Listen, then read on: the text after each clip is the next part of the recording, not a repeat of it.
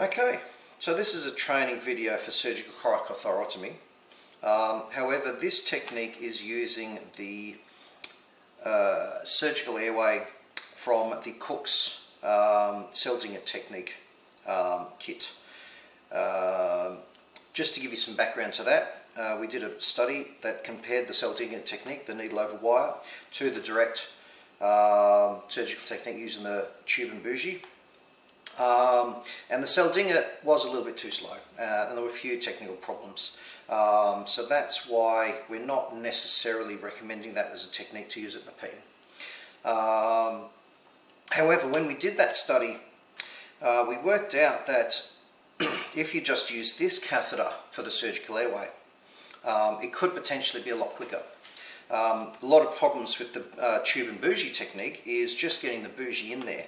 The fact that you've got, an extra step with, incision, putting the bougie and then threading the tube over the bougie, whereas here it's potentially two steps. Once you made the incision, you just insert the catheter, because it's actually designed for it with the dilator and the taper.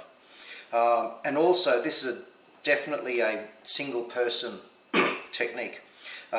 With the bougie, you often need the airway nurse at least to stabilise the bougie and to railroad the tube over the top, if not to help insert the bougie through the incision to start with.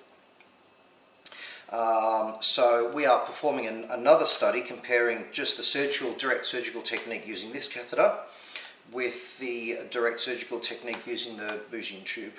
There's another video that you'll have available where I actually call this technique the 20-second cricothyrotomy, because if with enough practice to get the technique right and to get slick, you can actually perform this in about 20 seconds compared to the average time we got last year with the tube over bougie of about 50 seconds.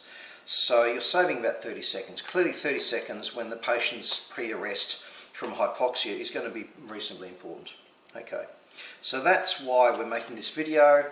We're comparing the two different techniques. We have another video comparing the bougie and tube technique for comparison. Okay, so just the equipment.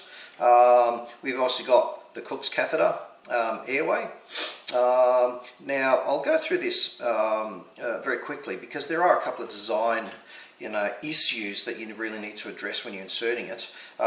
You want to be either holding both pieces at the same time or just inserting using the dilator, because if you hold the tube, once you get some resistance, the tube telescopes down the dilator, okay, and then you've got no taper to actually insert through the incision, and there's obviously no dilation. You're just putting a blunt tube through.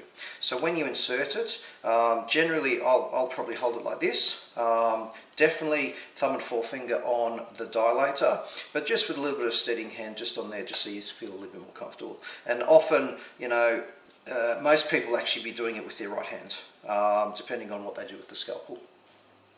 So obviously scalpel to make the incision, I will go through that.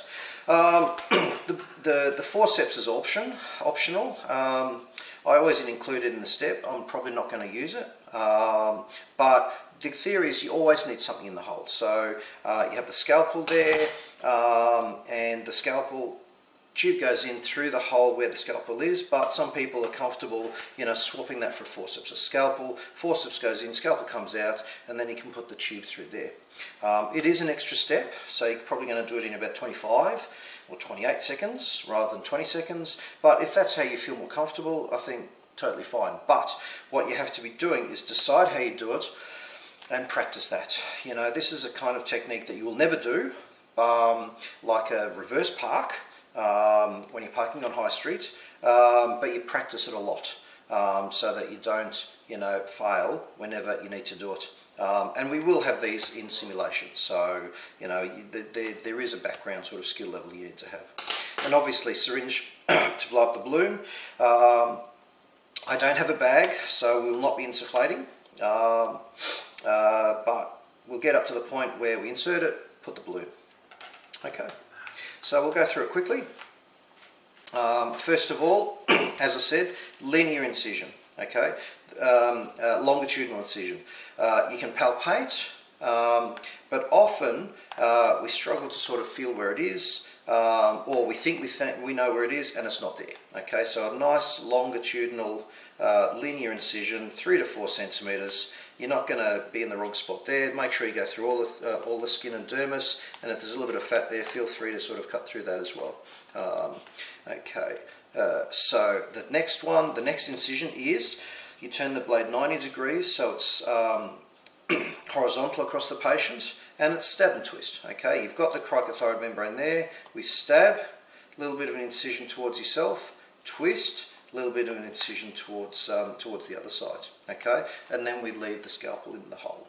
All right. Then we got the scalpel there. Tube goes in. Okay, pretty straightforward. Once it's in, scalpel comes out. Nowhere near the balloon. Scalpel goes in. Dilator comes out. Insufflate. Okay, I will always insufflate before I blow up the balloon, because hypoxia is a thing, and the air from the syringe in the balloon is not going to oxygenate the patient. But once we've insufflated a couple of times, someone else can do this a little bit. It's only 5 mils for this balloon, see it nice and tight there, and there we are. Okay, so hopefully once you get good at this, it will be a lot quicker to perform, and this may be the desired or preferred method. We'll make sure we have these catheters in the airway trolley at some point, but they won't be with the whole Seldinger technique. We are not doing the Seldinger technique anymore. We've got a favoured method, and this method is going to be studied and compared to the standard method to see whether this is the one we should be doing. Alright, otherwise, thank you very much.